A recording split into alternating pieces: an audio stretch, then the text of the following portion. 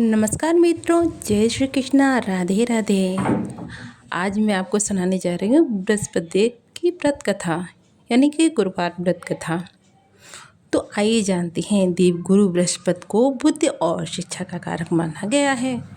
गुरुवार को बृहस्पति देव की पूजा करने से धन, विद्या, मान सम्मान, प्रतिष्ठा के साथ मनोवांछित फल की प्राप्ति होती है।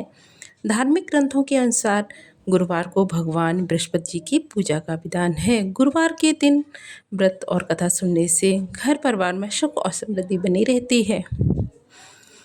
आइए जानते हैं कथा।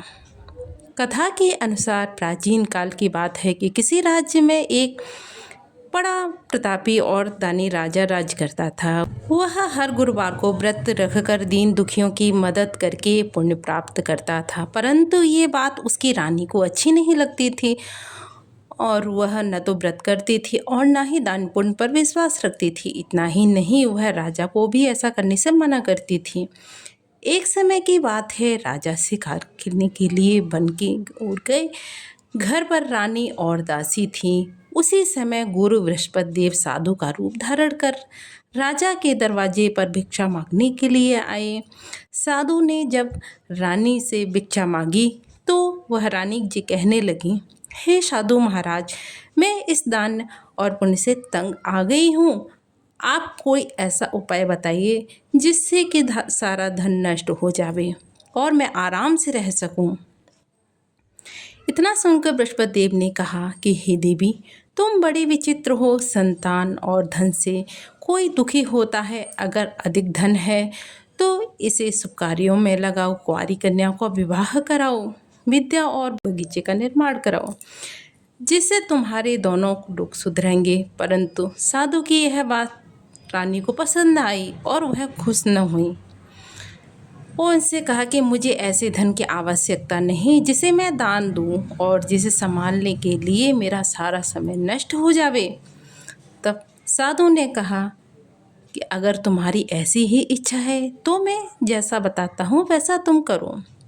गुरुवार के दिन तुम घर को गोबर से लीपना, अपने बालों को पीली मिट्टी से धोना, राजा की कहना कि हजामत बनवाने के लिए जाए, भोजन और मांस का प्रयोग घर में करना, कपड़े धोबी के यहाँ धुलने डाल देना। इस प्रकार 7 बृहस्पतिवार करने से तुम्हारा समस्त धन नष्ट हो जाएगा। इतना कहकर साधु के रूप में बृहस्पति देव अंत ध्यान हो गए।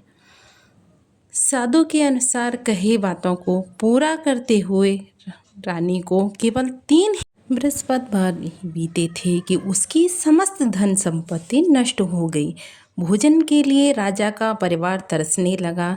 तब एक दिन राजा ने रानी से बोला कि हे रानी, तुम यही रहो, मैं दूसरे देश को जाता हूँ, क्योंकि यहाँ पर सभी लोग मुझे जानते हैं, इसलिए मैं यहाँ कोई छोटा मोटा कार्य नहीं कर सकता।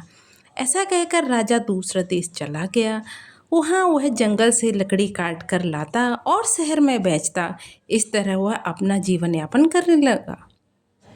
इधर राजा के परदेश जाते ही रानी और दासी दुखी रहने लगीं। एक बार जब रानी और दासी को 7 दिन तक बिना भोजन के रहना पड़ा तो रानी ने अपनी दासी से कहा कि हे दासी, पास में ही नगर में मेरी बहन रहती है, वह बड़ी ही धनवान है। तू उसके पास जा और कुछ धन ले आ ताकि थोड़ी बहुत गुजर बसर हो जाए। दासी रानी की बहन के पास गई। उस दिन गुरुवार था और रानी की बहन उस समय बृहस्पतिवार की व्रत कथा सुन रही थी।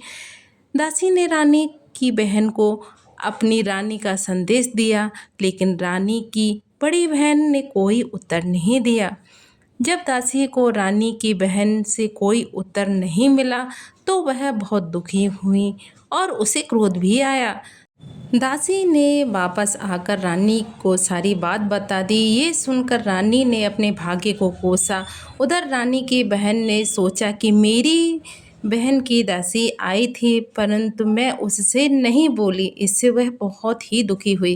कथा सुनकर और पूजा समाप्त करके वह अपनी बहन के घर आई और कहने लगी, हे बहन, मैं बृहस्पतिवार की व्रत कथा सुन रही थी।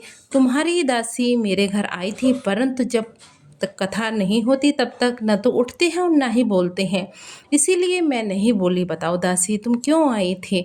रानी बोली, बहन तुमसे मैं क्या छुपाऊं, हमारे घर में खाने तक को अनाज नहीं है। ऐसा कहते कहते रानी की आंखें भर आईं। उसने दासी को समेत पिछले 7 दिनों से भूखे रहने की पूरी बात बताई।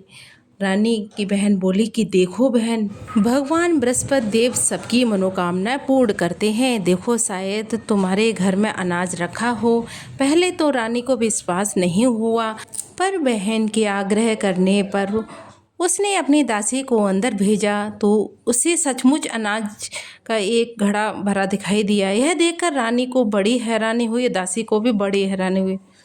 दासी कहने लगी, हे रानी, जब हमको भोजन नहीं मिलता था तो हम व्रत ही तो करते थे, इसीलिए क्यों ना इनसे व्रत की कथा विधि पूछ ली जाए ताकि हम भी व्रत रह सकें। तब रानी ने अपनी बहन से बृहस्पतिवार की व्रत की कथा के बारे में पूछा। उसकी बहन ने बताया, बृहस्पति देव के व्रत में चने की दाल और मुनक्का केले की जड़ में अर्पित करें तथा दीपक जलाएं, व्रत की कथा सुनें और पीला भोजन ही करें। इससे बृहस्पति देव और भगवान विष्णु प्रसन्न होते हैं। व्रत और पूजा की विधि बताकर रानी की बहन अपने घर लौट गई। 7 दिन के बाद जब गुरुवार आया तो रानी और दासी ने व्रत रखा।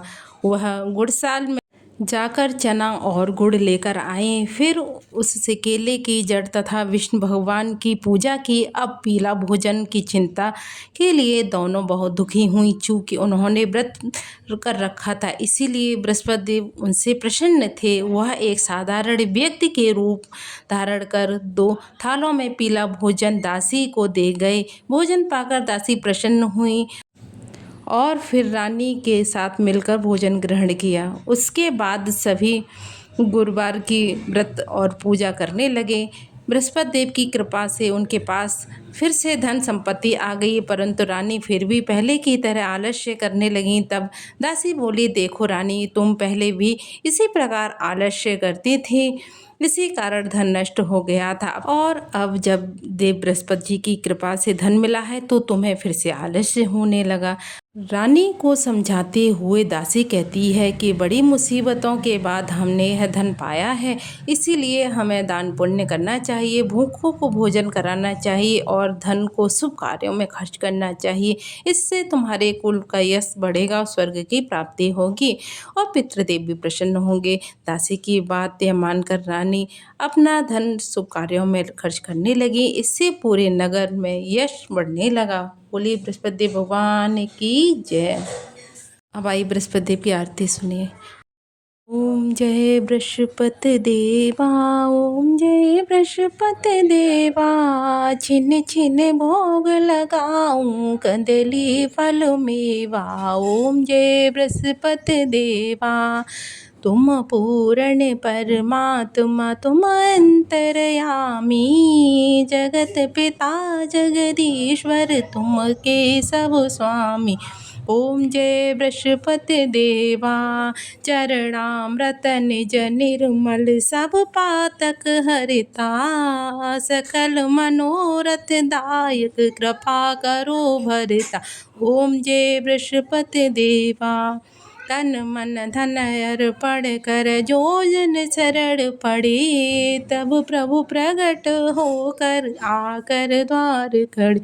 ओम जय बृहस्पति देवा, दीन दयाल दयानिधि, भक्तन हितकारी, पाप दोष सब हर भय बंधन हारी। ओम जय बृहस्पति देवा, सकल मनोरथ दायक, सब संशय हारो, विषय विकार मिटाओ, संतन सुखकारी। ओम जय बृहस्पति देवा, जो कोई आरती तेरी प्रेम सहित गावे, जेठानंद आनंद कर सो निशिष वे। ओम जय बृहस्पति देवा। बोले बृहस्पति देव भगवान की जय श्री कृष्ण। अगर आपको मेरी वीडियो पसंद आए तो प्लीज़ लाइक शेयर सब्सक्राइब जरूर करें। हर हर महादेव, हर हर महादेव, हर हर महादेव।